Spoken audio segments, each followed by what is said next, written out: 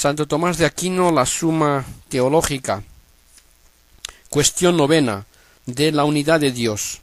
Respuesta: ser uno no añade al ser más que la negación de división, pues uno no significa otra cosa que el ser no dividido, por donde se comprende que uno se identifica con el ser. El ser, en efecto, o es simple o compuesto. Si es simple, es de hecho indiviso y además indivisible.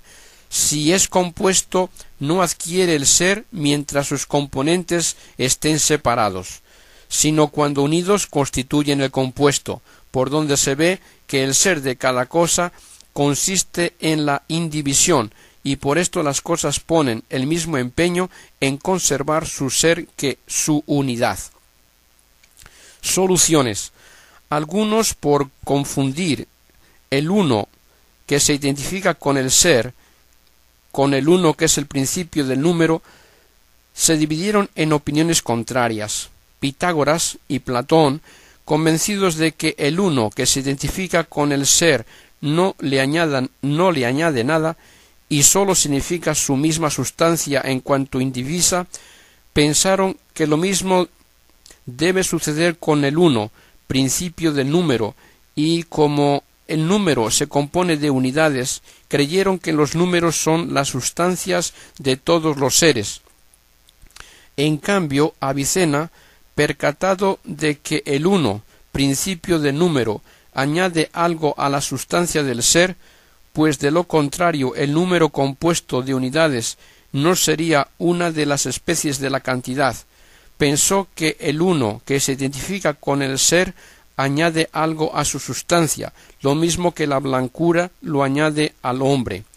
Pero todo esto es sin duda falso, porque cada ser es uno por su sustancia, y si lo fuese por algo distinto de ella, como este algo es también uno, si lo es a su vez por otro, entraríamos en el camino de lo infinito, por lo cual es preciso atenerse a lo primero.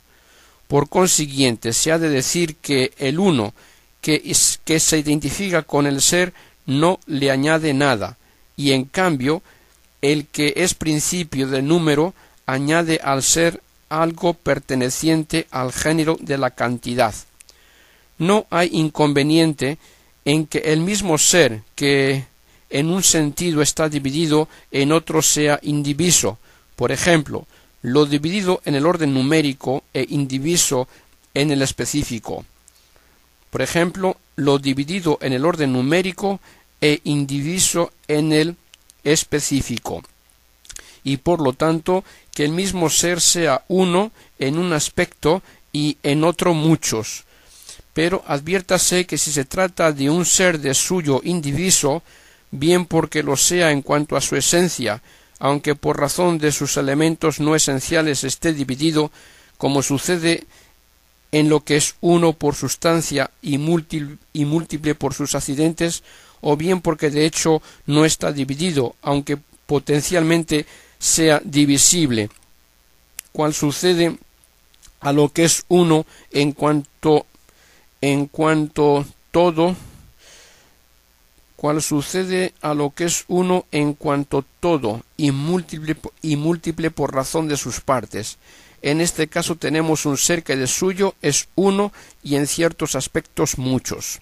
Si, por el contrario, tomamos un ser que de suyo es múltiple y bajo algún aspecto es uno, por ejemplo, múltiple por su esencia y uno porque así lo concibes nuestro entendimiento, o por razón de su principio o causa, este de suyo es múltiple y en ciertos aspectos uno, como sucede a lo que numéricamente es mucho y uno por la unidad de su especie.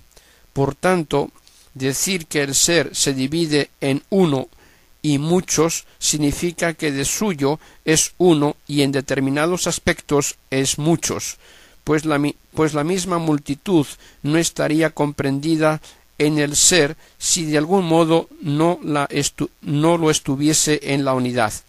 Esto es lo que enseña Dionisio cuando dice que no hay multitud que no participe de la unidad, pues lo múltiple por sus partes es uno en el todo. Lo múltiple por los accidentes tiene unidad de sujeto. Lo múltiple en número es uno por su especie. Lo múltiple en especie tiene unidad de género, y lo múltiple por sus derivaciones tiene unidad de principio.